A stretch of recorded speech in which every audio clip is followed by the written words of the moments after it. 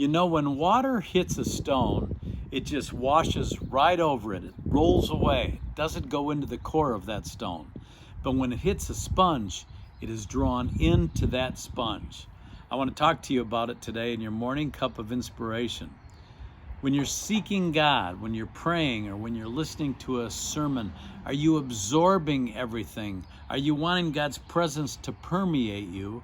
Or are you more like that stone, just kind of listening to it, but not really taking it in? It's so important that we seek God's presence and that we ask Him to fill our heart and our lives with His presence completely. There are two great examples of this in the Bible. The first is with Moses.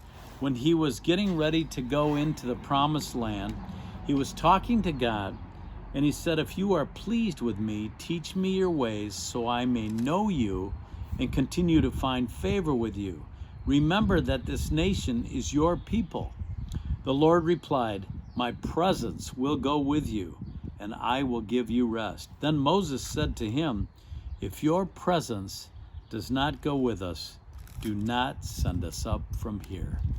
Moses was smart enough to know that without God's presence, the children of Israel were lost, and they would not be able to defend themselves against any enemies or overtake the promised land. They needed God's presence. The second example is with David. After King David had sinned with Bathsheba, God sent Nathan, the prophet, to confront him. And after he confronted him about his sin with Bathsheba, David immediately confessed and immediately went to God. And here's what he said. In verse 11 of Psalm 51, "Do not cast me from your presence, or take your Holy Spirit from me. Restore to me the joy of your salvation, and grant me a willing spirit to sustain me." Notice that David didn't say, "Don't take my crown away from me. Don't take my power away from me, or my people away from me, or the throne." He said, "Don't take your presence away from me." David knew that was the most important thing. That was the key to his success. It was the key to his life. And he wanted to make sure that he didn't lose it.